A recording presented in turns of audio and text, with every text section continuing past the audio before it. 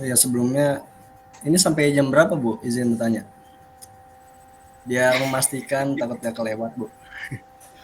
Eh, kita kan tadi mulai jam 1 pas ya. Jam, Berarti kalau ya jam 100 1 pas. menit jam 12.40 Bu. 2.40. Iya, 14.40 ya. Mangga. Oke Bu, makasih Bu. Iya, sama-sama. Oke, sebenarnya Assalamualaikum warahmatullahi wabarakatuh. Waalaikumsalam Waalaikumsalam warahmatullahi Waalaikumsalam wabarakatuh. warahmatullahi wabarakatuh. Yang terhormat Pak Dadang Rahman Munadar MPD dan juga Bu Elia Nurinasari selaku dosen pengampu pengelola pendidikan dan teman-teman semua yang hadir pada hari ini. Sebelumnya perkenalkan saya Rofi Muhammad Hikmah dengan NPM 24 2410 6310 509 dan rekan saya Saya Siti Kulsum dengan NPM 241063105133. pada kesempatan saat ini kami akan mempresentasikan materi yaitu konsep dan implementasi kebijakan pengelolaan satuan unit pendidikan. Untuk itu dimohon untuk teman-teman semua untuk menyimak materi yang akan kami sampaikan. Pemaparan materi yang pertama akan disampaikan oleh rekan saya. Oke, baik, terima kasih atas kesempatannya. Punten, boleh di next bagian pengertian.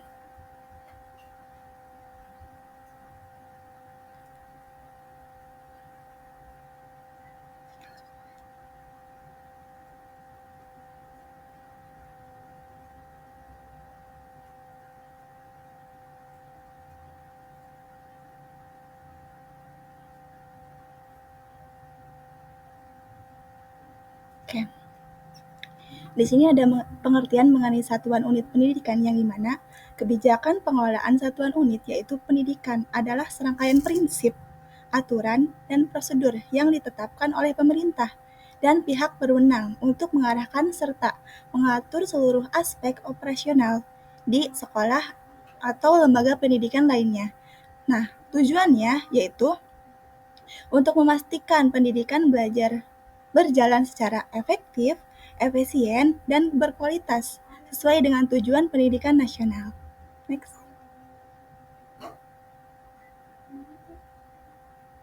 Nah, selanjutnya ada unsur-unsur. Nah, unsur-unsur pengelolaan satuan pendidikan menurut Louis A. Allen yang meliputi ada perencanaan, pengorganisasian, koordinasi, motivasi, serta pengawasan. Sedangkan menurut Conch, Horrell, dan Killier O'Donnell, unsur-unsur pengelolaan satuan pendidikan meliputi perencanaan, pengorganisasian, pengelolaan staf, pengarahan, dan pengawasan. Oleh sebab itu, unsur-unsur tersebut memiliki fungsi tersendiri dalam pengelolaan satuan pendidikan. Next.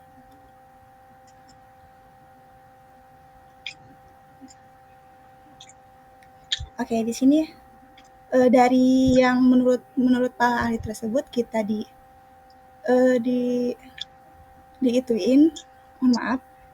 dirangkum menjadi 4 unsur yang dimana ada perencanaan, pengorganisasian, pelaksanaan, dan pengawasan. Nah, perencanaan ini tuh merupakan proses pemikiran serta menetapkan secara matang arah, tujuan, serta tindakan, dan juga mengkaji beberapa sumber daya yang ada dan metode yang tepat.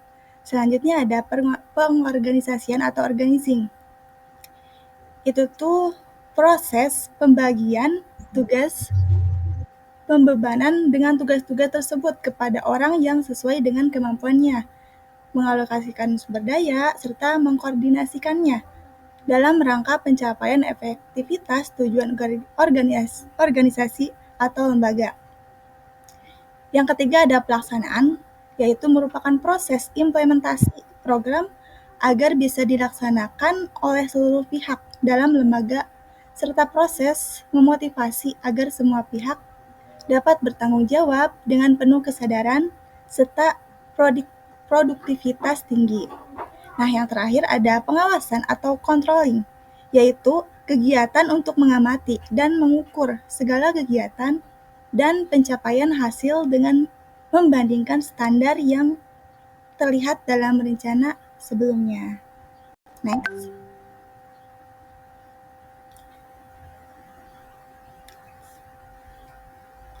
Next.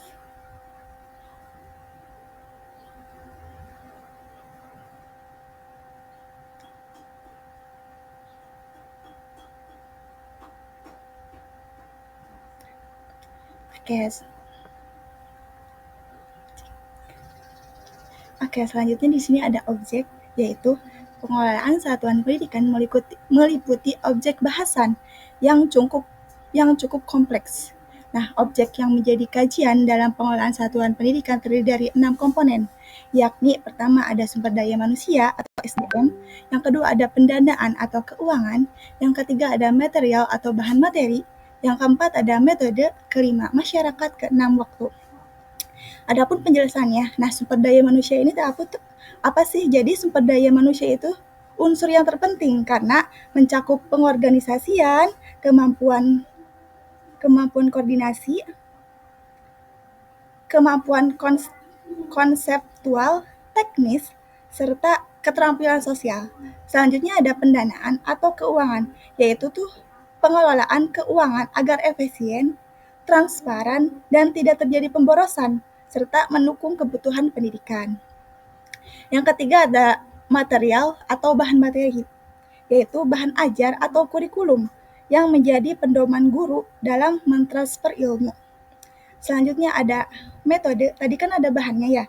Nah, untuk metode ini seperti strategi dan cara pembelajaran yang variatif dan efektif sesuai karakter tiap satuan pendidikan. Yang kelima ada masyarakatnya, yaitu contohnya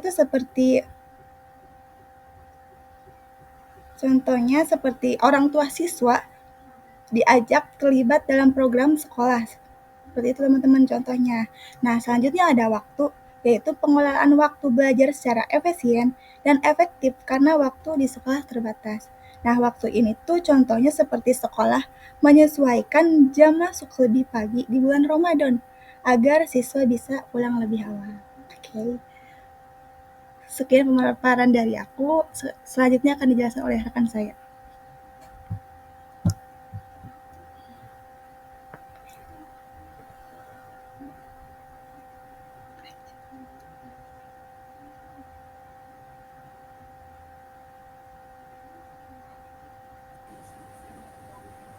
Oke, selanjutnya pemaparan materi yang kedua akan disampaikan oleh saya, di mana itu implementasi kebijakan pengelolaan satuan unit pendidikan.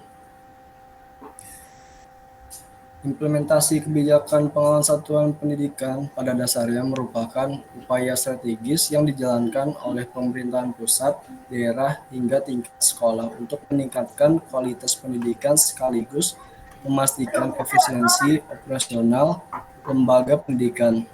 Landasan konstitusionalnya tercantum dalam UUD 1945 pasal 31 ayat 3 yang menegaskan bahwa pemerintahan bertanggung jawab menyelenggarakan sistem pendidikan nasional untuk mencerdaskan kehidupan bangsa lebih lanjut.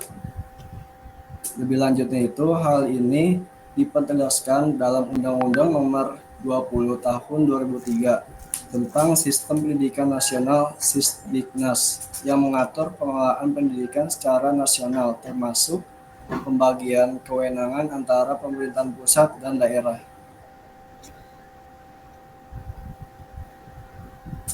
Unsur-unsur pada implementasi pengelolaan satuan unit pendidikan itu yang pertama ada manajemen kurikulum.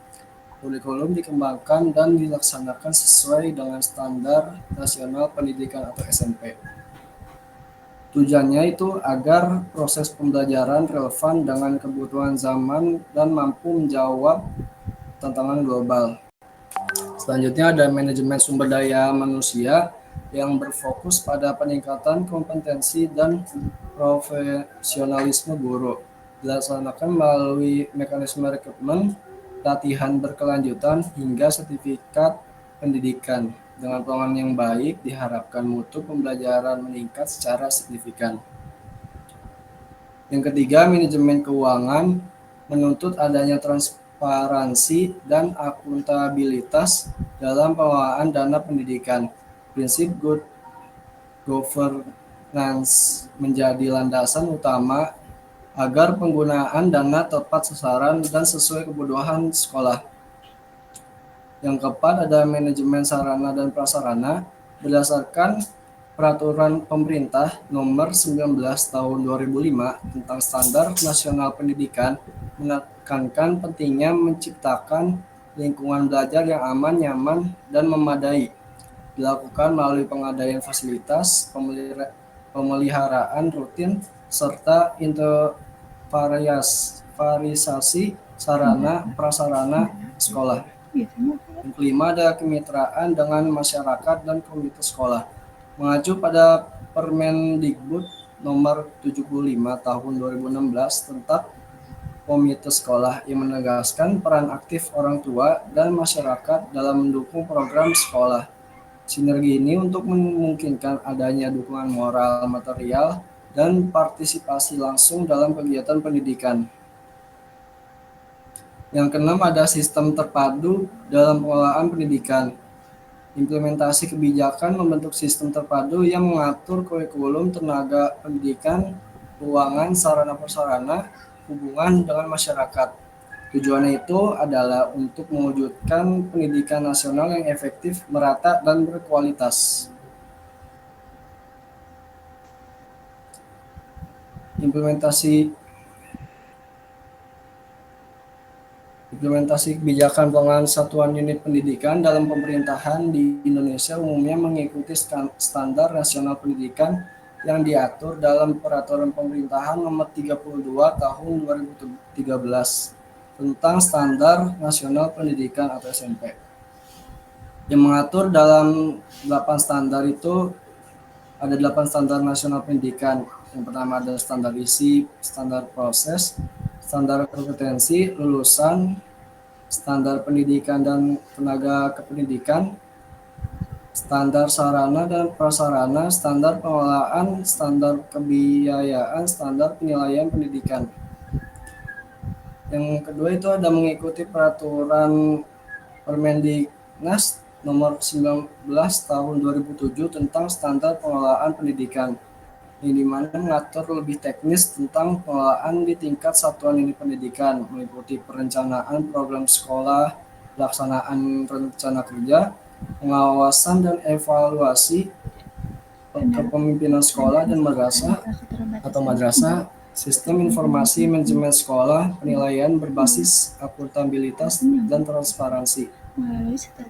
Melalui strategi perencanaan yang matang, seperti penyusunan anggaran berbasis prioritas, diversifikasi sumber dana. Oke, pemaparan materinya sudah disampaikan. Bila ada yang ingin ditanyakan, silakan angkat tangan.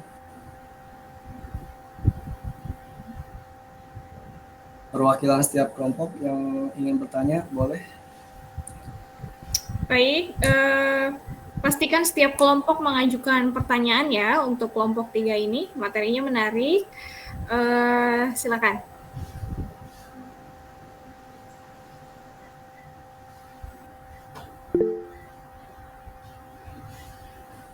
Oke, Anissa Dia, boleh paparkan pertanyaannya. Oke, izin masuk ya Ibu dan teman-teman. Saya Nisa Dia Septiani dengan NPM 2410631050068. Izin bertanya kepada kelompok 3. Tadi kan baca di makalah ya di bagian peran satuan pendidikan. Nah, di situ ada kalimat yang menggunakan dana BOS secara tepat untuk mendukung operasional sekolah. Misalnya pengadaan buku, kegiatan pembelajaran dan pemeliharaan fasilitas. Nah, bagaimana implementasi kebijakan pengelolaan satuan pendidikan dapat memastikan tercapainya prinsip transparansi dan akuntabilitas, khususnya dalam pengelolaan dana BOS di sekolah. Cukup dari aku, terima kasih. Terima kasih Andi. Selanjutnya dari kelompok yang ingin bertanya.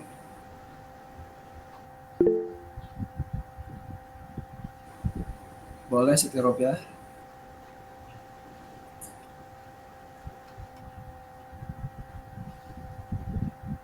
Baik, sebelumnya izin masuk Ibu dan teman-teman semua.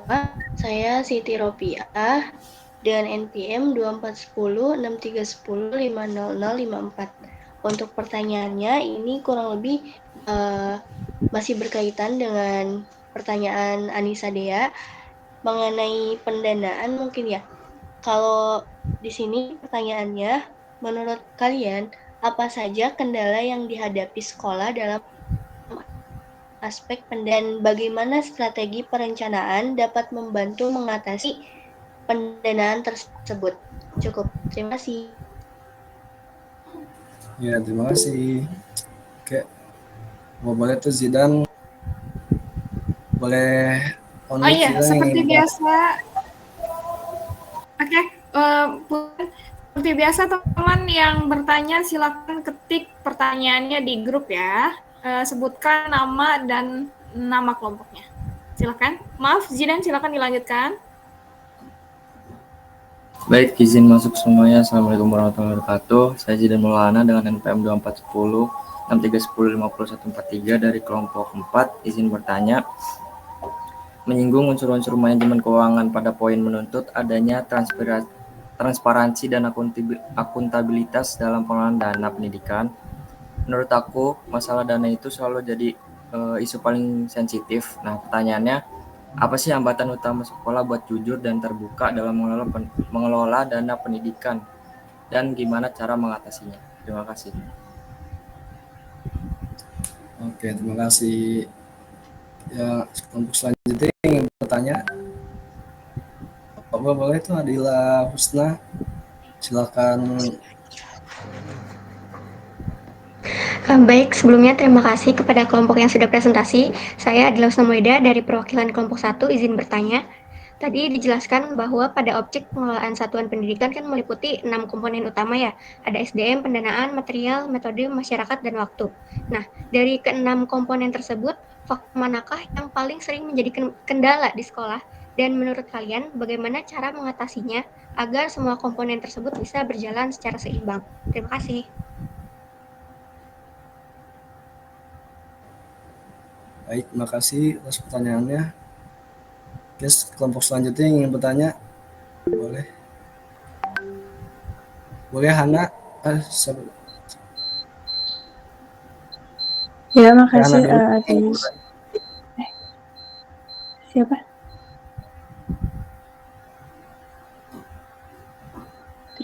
Terima kasih atas kesempatannya. Saya Navaria Dina dari kelompok 10. Izin bertanya. Tadi kan sempat dibahas ya tentang 6 komponen. Nah, jika salah satu komponen pengelolaan, misalnya pendanaan atau SDM tidak berjalan optimal, bagaimana dampaknya terhadap komponen lain? Jadi saya cukup, terima kasih. Oke, terima kasih atas pertanyaannya. Selanjutnya tadi Sofio yang ingin bertanya, boleh sampaikan pertanyaannya. Ya, terima kasih Ropi atas kesempatannya. Perkenalkan saya Muhammad Sofio Mila dari kelompok 12. Saya ingin bertanya, dalam teori pengelolaan satuan pendidikan, kan itu selalu ditekankan pentingnya perencanaan, pelaksanaan, pengawasan, dan evaluasi nih. Nah, tetapi dalam praktik seringkali sekolah lebih fokus pada administrasi daripada memutus pembelajaran. Nah, menurut kalian bagaimana cara agar kebijakan pengelolaan sekolah tidak hanya sekedar administratif, tetapi benar-benar berdampak pada kualitas belajar siswa? Sekian dari saya, terima kasih. Baik, terima kasih atas pertanyaannya. Ini Oke, tanya boleh?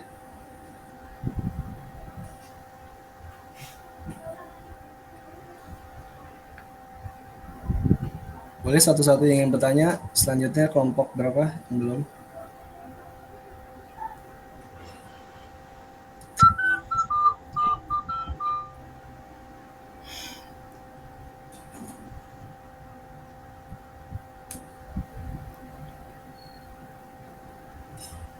Boleh dari Luna yang ingin bertanya, yang belum bertanya. Baik, terima kasih kepada kelompok yang sudah mempersilahkan saya. Perkenalkan, saya Luna Saparia Zahra dari perwakilan kelompok 7. Jika melihat unsur pengelolaan pendidikan, itu yang ada perencanaan, perorganisasian, pelaksanaan, dan pengawasan. Nah, menurut kelompok kalian, apakah sistem pendidikan kita lebih menekankan pada kontrol ketat dibandingkan motivasi dan inovasi? Jika benar, apa dampak jangka panjangnya terhadap iklim pendidikan, kualitas lulusan, serta kemampuan bangsa dalam menghadapi tantangan global yang menurut kreativitas tinggi? Baik, terima kasih. Baik, terima kasih atas pertanyaannya. Selanjutnya yang ingin bertanya boleh sampaikan pertanyaannya.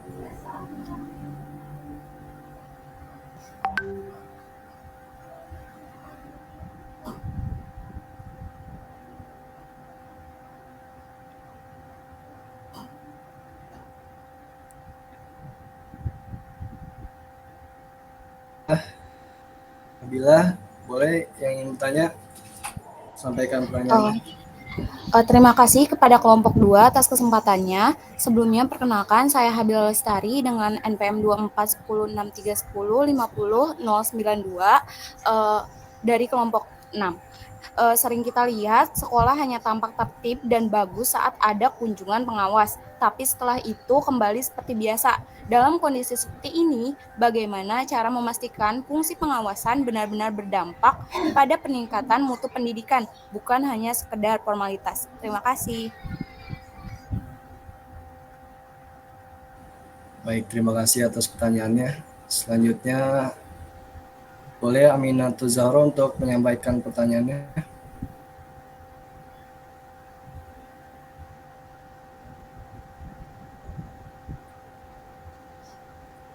Boleh angkat tangan itu Aminatul Zahra untuk menyampaikan pertanyaannya.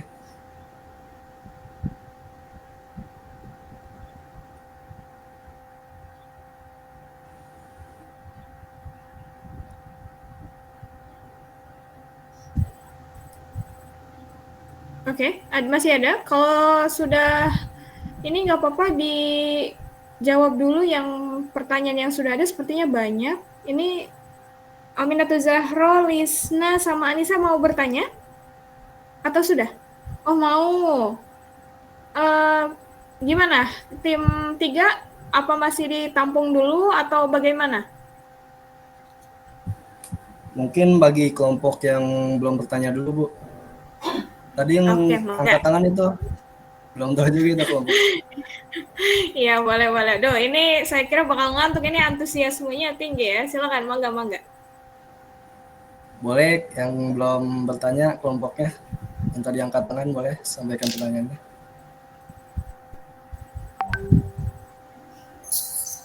Oke, sebelumnya izin bertanya kepada kelompok 3. Sebelumnya perkenalkan, saya Anissa Hasanah dengan NPM 241063105009.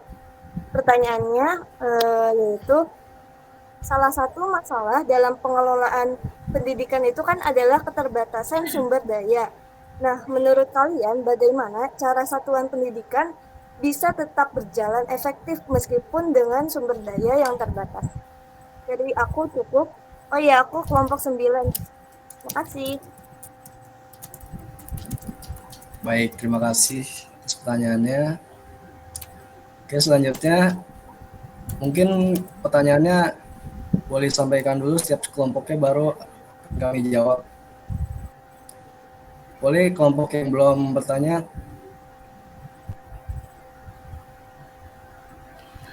Izin masuk. Saya Lisna Maulidina dari kelompok 8 izin bertanya. Tadi kan di Permendiknas nomor 19 tahun 2007 menekankan pentingnya kepemimpinan kepala sekolah. Menurut kalian, seberapa besar pengaruh gaya kepemimpinan kepala sekolah terhadap suasana belajar dan kinerja guru? Apakah kepala sekolah yang demokratis akan menghasilkan suasana yang berbeda dengan kepala sekolah yang otoriter? Bisa kasih contoh dampaknya langsung ke motivasi guru dan hasil belajar siswa? Terima kasih. Baik, terima kasih untuk Lisna atas penyampaian pertanyaannya. Selanjutnya, bagi kelompok yang belum bertanya, silakan. Sebelumnya, apakah suara saya masuk? Suaranya Oke, kecil. silakan Amin Abdul. Oh, kecil ya? Tapi kedengeran nggak? Oke, Nah, sekarang udah kedengeran. kedengaran ya. Kedengaran. Oke, sebelumnya terima kasih untuk kelompok 3 sudah menyempatkan saya untuk bertanya. Izin bertanya, seperti yang sudah dijelaskan pada objek itu ada 6 komponen. Nah, pada komponen pendanaan dan keuangan yang masih berkaitan dengan sarana prasarana, pertanyaannya menurut kalian apakah sistem pendanaan pendidikan di Indonesia sudah cukup adil untuk semua daerah? Jika sudah, mengapa masih banyak ketimpangan terutama yang pedalaman? Kemudian dan jika belum, bagaimana cara kalian untuk menerapkan kebijakan pada keuangan tersebut? Terima kasih. Sebelumnya saya dari kelompok 2. Oke, baik. Terima kasih untuk Amin Zahro atas pertanyaannya. Oke, kelompok selanjutnya yang belum bertanya, Askia Patra, boleh sampaikan pertanyaannya. Sebelumnya izin masuk, perkenalkan nama saya Askia Patra Buhairi dengan NPM 24106310500019. Saya dari kelompok 13. Di sini mau bertanya, baca di makalah itu ada peran-peran pengelola unit pendidikan. Nah, menurut kalian itu jika salah satu peran pengelola itu tidak berjalan dengan di pemerintahannya tidak berjalan dengan baik, apakah berdampak ke pengelolaannya atau gimana gitu. Nah, terus mengapa, terus apa dampaknya gitu. Oke, sudah baik. banyak ya pertanyaannya. Masih ada yang ingin bertanya lagi? Saya rasa cukup ya, ini lebih dari 10 nggak sih ini di grup? Wow, peminatnya banyak Bu, sekali kelompok 3. Total kelompok ada 12, Bu. Berarti iya. Berarti pertanyaannya 11 ya? Pertanyaannya 11. Tapi di sini ada 13. Gimana ceritanya nih? Goib nih pertanyaan 2 pertanyaannya.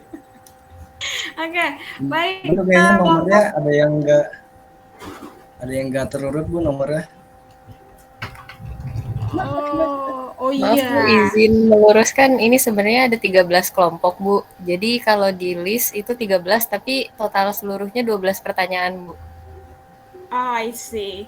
Oke, iya ini dari nomor 7-nya kosong, nomor 2 juga kosong. Oke, baik. Still kelompok 3 yaitu Rofi dan siapa tadi temennya ya? Saya lupa.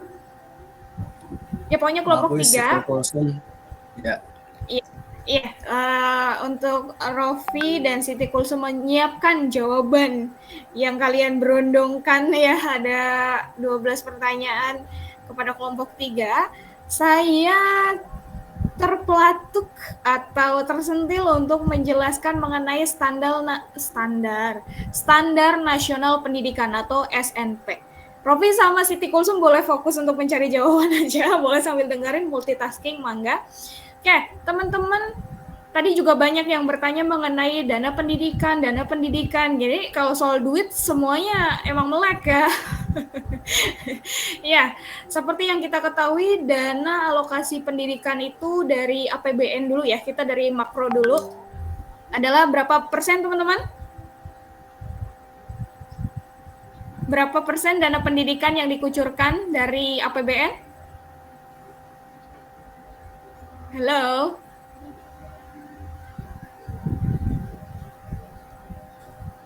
Halo? Are you there, guys? Berapa persen dana APBN yang dikucurkan atau dialirkan untuk pendidikan di negara kita? Izin Ini nggak ada yang menjawab tahu. Ibu 20%. Iya, ini Aminatul Zahra doang nih yang ini ya. Betul, 20%. Kalau misalnya ada yang masa lihatnya di mana? Lihatnya tadi sudah berulang kali Standar Nasional Pendidikan, yaitu Undang-Undang Nomor 20 tahun 2003. Guys, undang-undang itu banyak sekali turunannya ya. Nanti kalian belajar pendidikan kewarganegaraan, mungkin nanti sama saya, akan ada urutan undang-undang. Jadi kalau undang-undang di Sisdiknas masih, kok ini secara garis besar banget sih mana? Karena dari undang-undang itu banyak sekali turunannya sampai spesifik. Saya pengen teman-teman buka mana ya? Gimana pertanyaannya tuh? Wait, coba googling dengan keywordnya dana pendidikan di Indonesia. Coba apa yang keluar?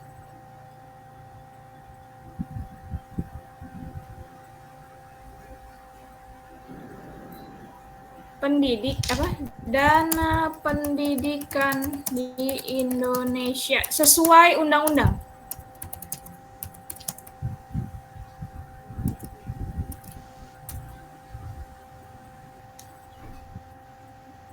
Oke. Sudah? Halo. Izin jawab Bu, sudah Bu. Yang keluar peraturan apa? Oke, di sini Peraturan disebutkan pemerintah. dalam UUD 1945 pasal 31 ayat 4 Bu. Itu negara memprioritaskan anggaran pendidikan sekurang-kurangnya itu 20% dari APBN dan APBD. Oke, betul. Ya, itu aturan secara garis besarnya ya. Nah, coba teman-teman di situ ada nggak kalian di situ websitenya BPK RI. BPK itu Badan Pengawas Keuangan. Di situ ada peraturan pemerintah atau PP nomor PP ya, peraturan pemerintah nomor 18 tahun 2022 mengenai dana pendidikan. Oke, silahkan dibuka. Nanti teman-teman akan masuk ke sebuah website resmi dari pemerintah. Oke, nanti di-download materinya, peraturannya. Di sebelah kanan ada preview, ada download. Silakan di-download peraturan pemerintahnya, nanti teman-teman buka filenya, karena kalau di preview ternyata nggak bisa.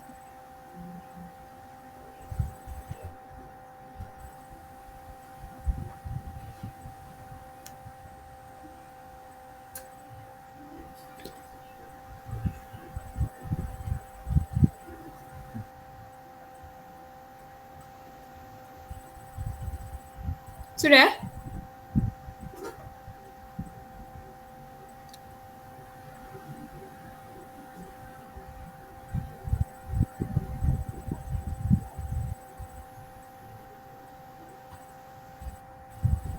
Sudah.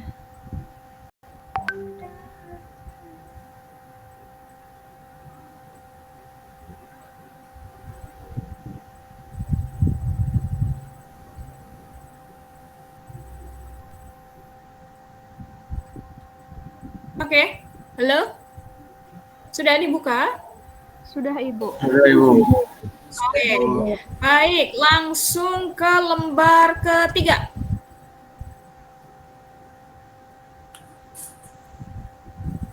Di situ ada pasal 80.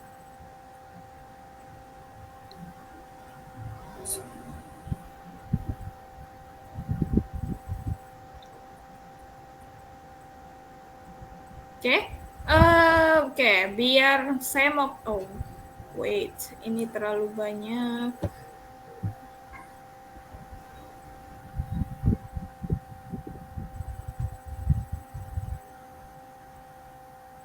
Oke, saya mau ke siapa ya?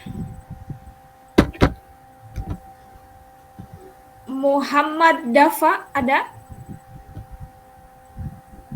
Muhammad Dafa?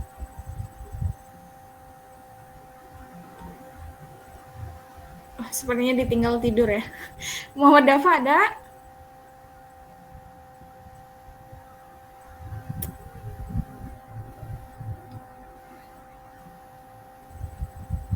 Muhammad Dafa tidak ada, di sininya ada, tapi tidak bersuara. Saya suuzon nih. Dari 6 komponen pengelolaan satuan pendidikan. Oke, baiklah. Berarti anggap saja tidak hadir ya. Material. Kemudian saya mau ke Novi Fitriani. Ada Novi Fitriani? Ada Ibu. Oke, Novi sudah di-download peraturan dari BPK mengenai alokasi dana pendidikan? Sudah dapat? Sudah. Oke, sudah dibuka filenya? Sudah, Bu. Halaman ketiga. Pasal 80 bisa dibacakan? 1 sampai 6 atau bagaimana, Ibu? 1 sampai 2 aja dulu. Nomor 1, pasal 80, anggaran pendidikan dalam anggaran pendapatan dan belanja negara setiap tahun anggaran sekurang-kurangnya dialokasikan 20% dari belanja negara. Yang kedua, anggaran pendidikan sebagaimana dimaksud pada ayat 1 tidak termasuk biaya pendidikan kedinasan. Sudah, Ibu. Oke, sekarang kita ke halaman 4-nya, pasal 81-nya. Scroll ke bawah. Pasal 81, anggaran pendidikan, bla bla bla. 1 dan 2, Ibu. Yang 81. Nomor 1, anggaran pendidikan dalam anggaran pendapatan dan belanja daerah setiap tahun anggaran sekurang-kurangnya dialokasikan 20% dari belanja daerah. Yang kedua, anggaran pendidikan sebagaimana dimaksud pada ayat 1 digunakan untuk mendanai urusan pendidikan yang menjadi kewenangan provinsi atau kabupaten atau kota sesuai dengan ketentuan peraturan perundang-undangan. Kemudian coba pasal 3-nya sekalian. Ayat 3 maksudnya. Ayat 3. Ayat 3. Ya. Anggaran pendidikan sebagaimana dimaksud pada ayat 1 dapat digunakan untuk mendukung pendanaan urusan pendidikan di luar kewenangan provinsi atau kabupaten atau kota sepanjang urusan pendidikan yang menjadi kewenangan provinsi atau kabupaten telah terpenuhi. Oke, baik teman-teman. Jadi sekilas ya, tadi ada yang bertanya mengenai dana, saya lupa pertanyaan, tapi bagaimana cenah katanya penggunaan dana itu bisa maksimal? 1 jawabannya, kalau nggak ada korupsi. Tapi banyak pertanyaan lain yang lebih lebih masuk logika dan juga secara peraturan ada gitu ya. Salah satunya ini. Jadi kalau ada nanya emang beneran alokasi dana pendidikan itu 20% betul. Dan itu langsung kalau dari nasional, dari makro 20%. Nah, 20%-nya itu silahkan masing-masing, kan meren 20% teh disebar ke seluruh Indonesia. Nah, nyampe ke masing-masing kabupaten atau kota, ke tingkat meso, itu 20%-nya APBD itu kan belum tentu sama dengan nilainya, jelas tidak akan sama dengan nilainya 20% APBN ya. Nah, itu, dan itu tidak termasuk dana pendidikan kedinasan. Dana pendidikan kedinasan itu apa, Bu El? Kayak misalnya Akpol, terus misalnya pokoknya kedinasan lainnya ya, yang non pendidikan reguler kayak misalnya pendidikan dasar dan menengah, seperti itu. Jadi ini salah satu aturan atau peraturan secara tertulis yang bisa teman-teman pelajari. Ini baru 1 loh dari 8 standar nasional pendidikan yang tadi sudah disinggung atau dijelaskan oleh, kalau tidak salah dibacakan sama Rofi, itu ada 8 ya. Belum kita ngomongin kurikulum, belum kita ngomongin standar pendidikan dari pendidik dan tenaga kependidikannya juga harus apa. Itu semua ada aturannya dan aturannya itu berlapis. Jadi wow, kalau semuanya dijalankan dengan baik, kita bisa semaju Jepang ya. Oke. Kelompok 3 sudah siap dengan jawaban-jawabannya? Oke Bu, sudah ada 3 jawaban yang sudah disiapkan. Boleh, mangga disampaikan.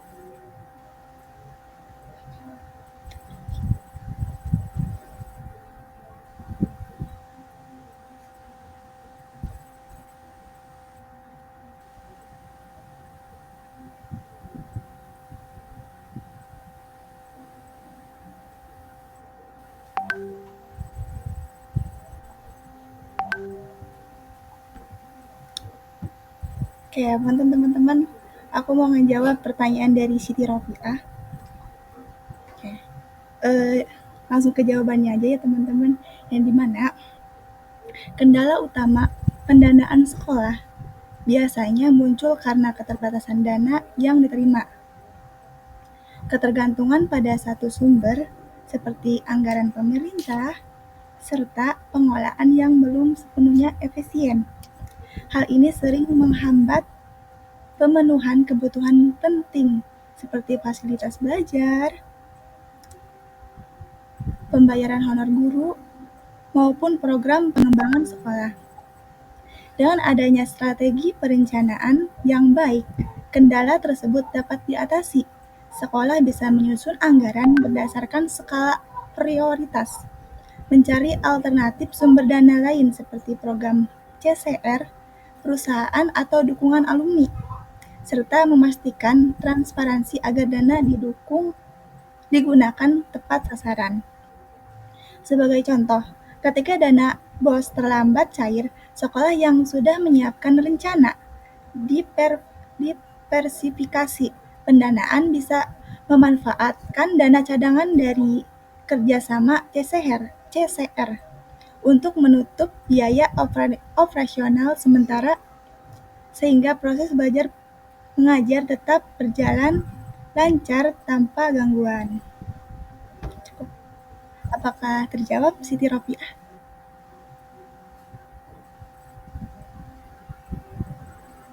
Terjawab, terima kasih. Sama.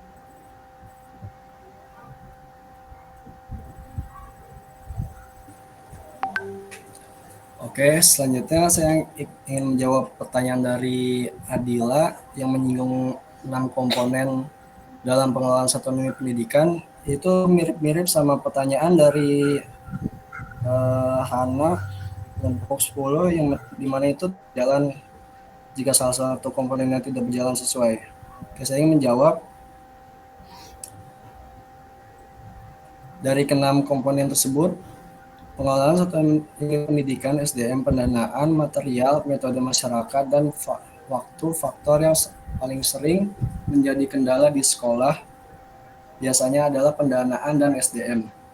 Keterbatasan dana membuat sekolah kesulitan menyediakan sarana pembelajaran yang memadai melalui guru honorer, atau merawat fasilitas. Sementara SDM terbatas juga menghambat proses pembelajaran. Misalkan salah satu komponen ini tidak berjalan sesuai atau tidak berjalan optimal, otomatis berdampak pada komponen lain, yaitu misalnya ada pendanaan yang minim membuat sekolah tidak bisa merekrut atau melatih guru yang berkualitas, tidak bisa membeli material ajar yang baik, dan akhirnya metode pembelajaran serta manajemen waktu juga terganggu. Begitu juga dengan SDM yang tidak maksimal, maka meskipun dana ada, pemanfaatannya tidak akan efektif. Untuk mengatasi hal tersebut, agar semua komponen bisa berjalan seimbang, sekolah membuat perencanaan terpadu dengan menetapkan prioritas dana yang terbatas yang difokuskan untuk kebutuhan inti pembelajaran. Penguatan kompetensi guru harus diupayakan serta menjalin kerjasama dengan masyarakat atau pihak luar untuk mendukung misalnya alumni, CSR, atau komite sekolah, yaitu untuk menambah dukungan dengan strategi seperti ini. Meskipun salah satu komponen lemah, sekolah tetap bisa menjaga agar komponen lain tidak ikut terganggu secara signifikan. Baik, apakah terjawab pertanyaannya Adila dan Hana? Terjawab, terima kasih. Terima kasih. Oke, baik. Terima kasih atas pertanyaannya. Selanjutnya akan menjawab.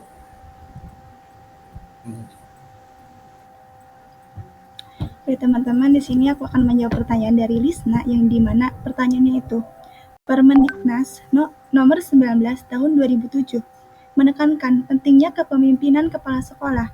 Menurut kalian, seberapa besar pengaruh gaya kepemimpinan kepala sekolah terhadap suasana belajar dan kinerja guru? Apakah kepala sekolah yang demokratis akan menghasilkan suasana yang berbeda dengan kepala sekolah yang otoriter? Bisa kasih contoh dampaknya langsung ke motivasi guru dan hasil belajar siswa. Nah, untuk jawabannya, gaya kepemimpinan kepala sekolah sangat berpengaruh terhadap suasana belajar dan kinerja guru. Nah, kepala sekolah yang demokratis biasanya mendorong partisipasi guru, membuka ruang diskusi, dan menghargai ide-ide baru. Hal ini membuat guru merasa dihargai, lebih termotivasi, dan bersemangat mengajar, sehingga berdampak positif pada hasil belajar siswa. Sebaliknya, jika kepala sekolah yang otoriter cenderung menekankan dan memaksakan aturan tanpa memberi ruang pada guru. Akibatnya, guru bekerja hanya karena kewajiban, bukan motivasi.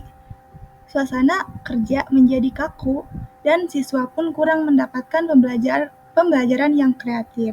Nah, contohnya, di sekolah dengan kepemimpinan demokratis, guru diberi kesempatan menyusun metode pembelajaran inovatif sesuai kebutuhan siswa, sehingga siswa lebih aktif dan hasil belajarnya meningkat.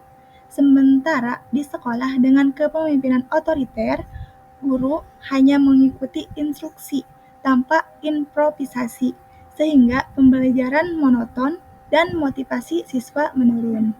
Apakah terjawab, Risna? Iya, terjawab. Terima kasih, Kulsum. Terima kasih kembali.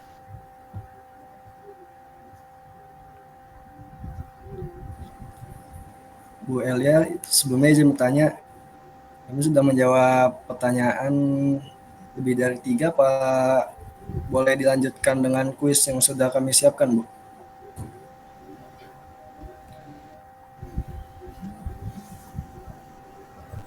Ada kuis? Boleh, Ya, Bu. pakai Kami kuis dulu. Gimana? Boleh, Bu. Lanjutkan dengan sesi kuis. Boleh, silahkan. Oke, makasih. Tapi jangan terlalu lama ya. Ya, Bu, tapi jangan terlalu lama. Cuma 10 soal, Bu, kuisnya. Ya, Ibu, baik. 10 soal tapi tidak beranak pinak kan? Tidak, Bu. Tidak ya. Pilihan. Biasanya kan matematika banyak. Iya. Sorry, saya bercanda. Silakan. Oke, makasih, Bu. Oke, boleh untuk teman-teman semua untuk login ke website Kahoot IT. Kita akan langsung dengan kuis.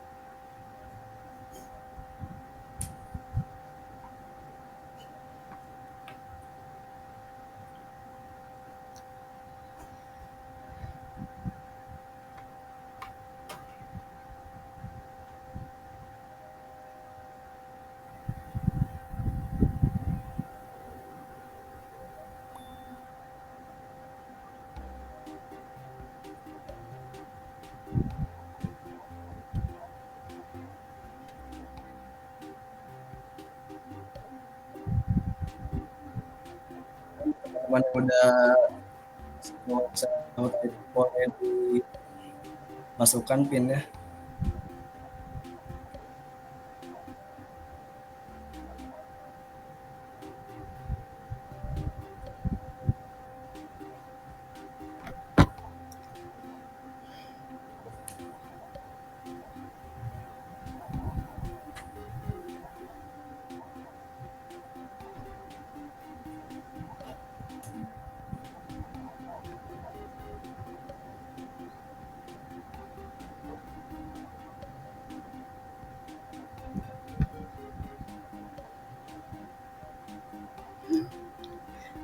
Saka.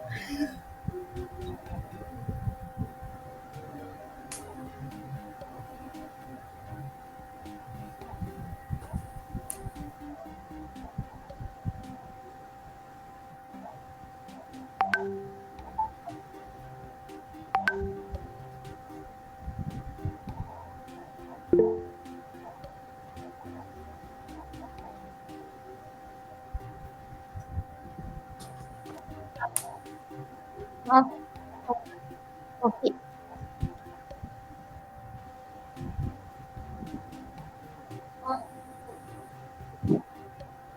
Ini kok kodenya salah ketik ya? Oke, kenapa servernya? Kodenya nggak bisa. Beda ya, pindah. Jadi nggak bisa masuk jadinya.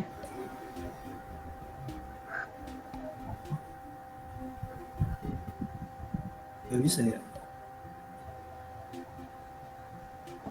Kodenya Coba pakai yang di sini, ini apa? jangan yang Foto 221. QR code-nya coba bisa nggak?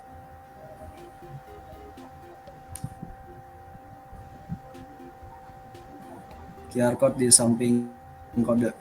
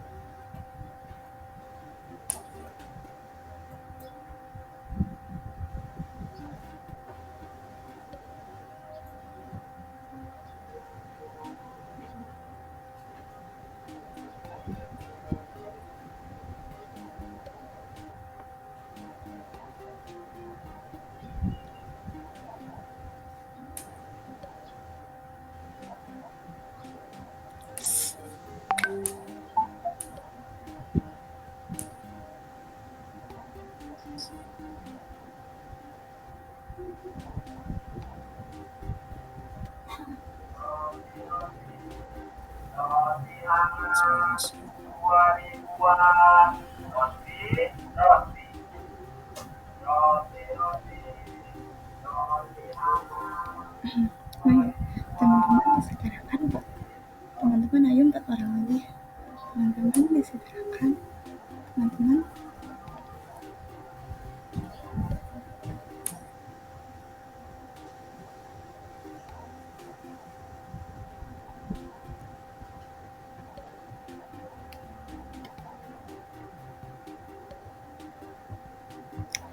Buat teman-teman yang belum masuk ke kakak ini disegerakan ya, 5 orang lagi.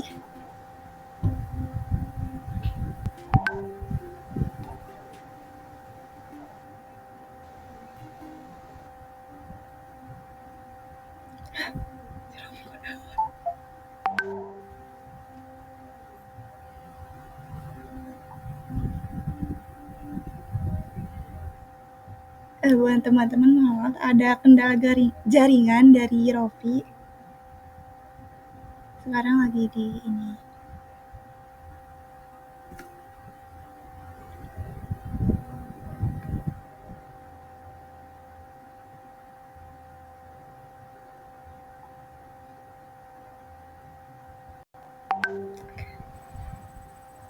Sudah dimulai belum gamesnya, kuisnya? Belum?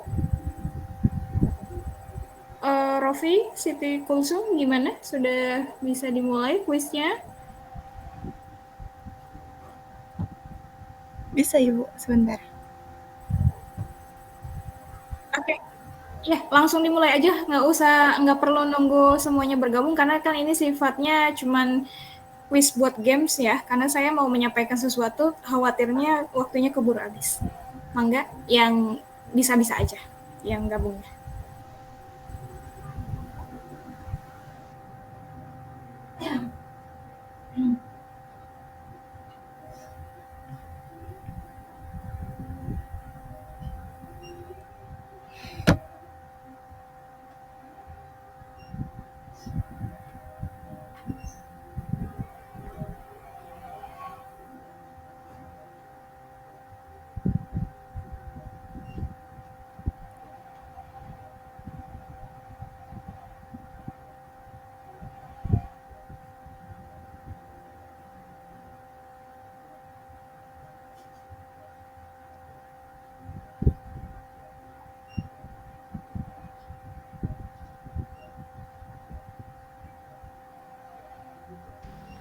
Maaf Siti Kulsum, kok di aku nggak ada pertanyaannya ya?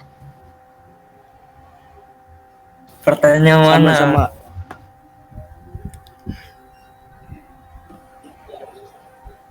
Astaga.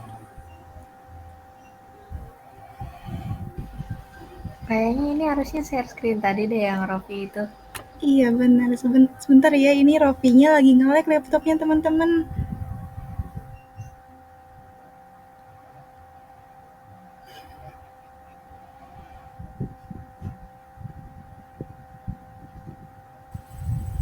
Oke, jadi ini yang kuisnya dari Rofi begitu, Siti Kulsum? Betul Ibu, dari akunnya Rofi. Oke, karena ini hanya game quiz ya, quiz game, saya switch ke materi yang mau saya sampaikan dulu aja ya. Khawatirnya ini Rofi udah bisa bergabung. Oke, Rofi? Oke, Are you okay? Bu, ini nge-lag Bu. Oke, baik deh. Ya udah, mangga dilanjut dulu. Nanti tidak lebih dari 10 menit ya, karena saya mau ada yang disampaikan mengenai tadi pertanyaan tentang kepala sekolah. Mangga. Atau saya stop aja Bu, misalnya ingin disampaikan selanjutnya oleh Ibu. Nggak apa-apa, ini gamesnya bentar kan? Quiznya? Bentar sih kayaknya. Sebentar Ibu. Boleh lanjutkan aja nih Bu. Mangga tuh, nggak apa-apa, silakan dilanjut dulu aja. Nanti sebelum penutup saya sampaikan mengenai pertanyaan tentang Capsek. Boleh? Mangga dilanjut. Ibu. Terima kasih Ibu. Terima kasih Bu.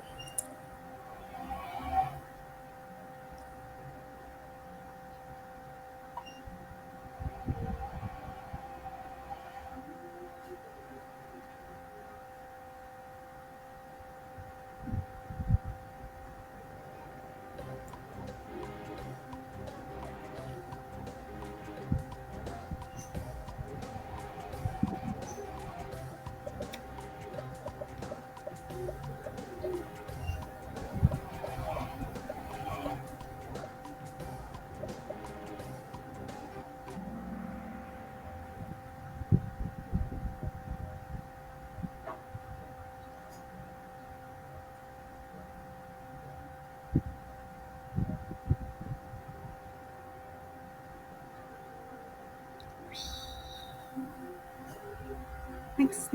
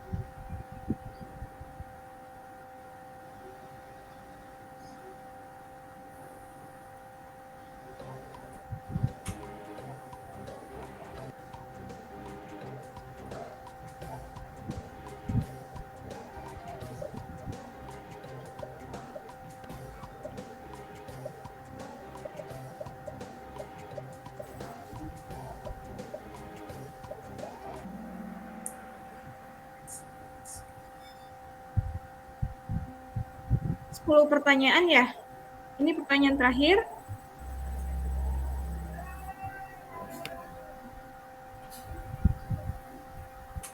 Ya Bu, 10 pertanyaan satu lagi Bu.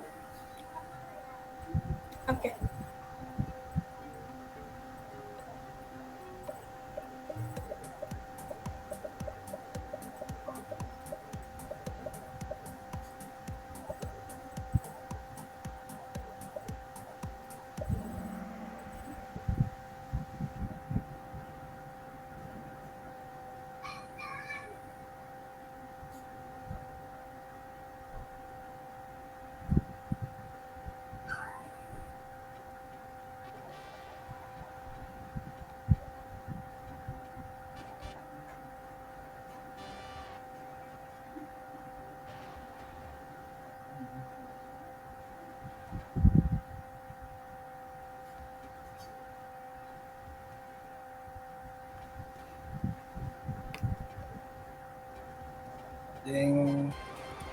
Selamat yang juara 1, 2, dan 3.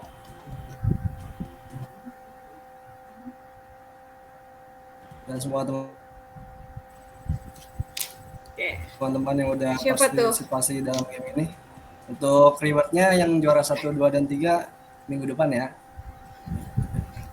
Woi, apa tuh? Hadiahnya umroh.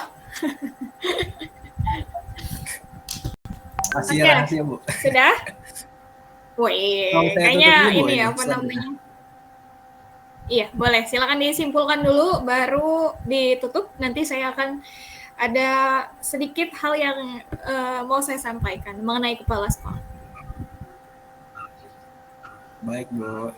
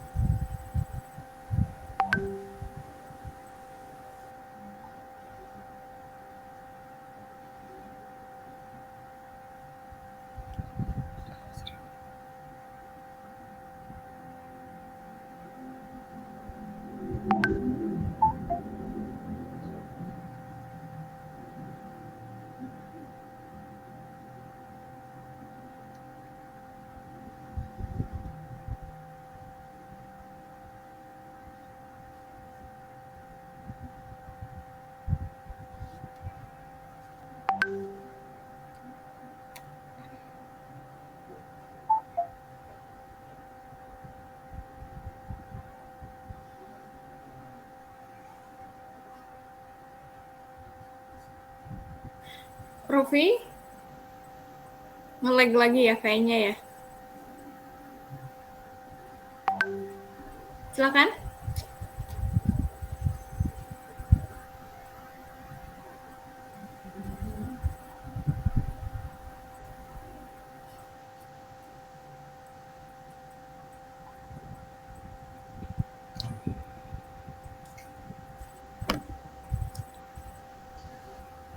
Kayaknya Rofi nge-lag deh. Silakan kelompok 3 beri kesimpulannya dan kemudian ditutup.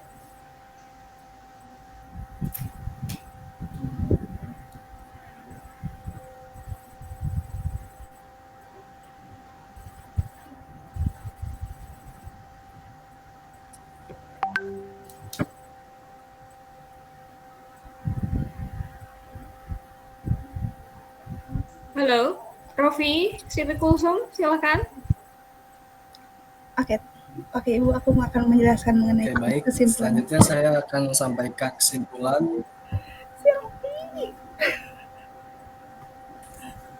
Kayaknya Siti Kulsum aja deh. Rofi, kamu bermasalah jaringannya. Siti Kulsum aja biar kita efisien waktunya. Silakan.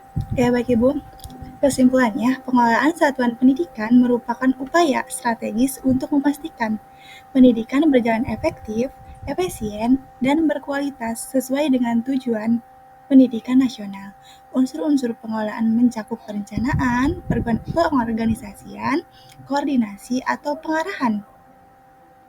Pengelolaan sumber daya manusia, motivasi, dan pengawasan dengan objek kajian meliputi SDM atau sumber daya manusia, keuangan, sarana prasarana, metode, masyarakat, dan waktu.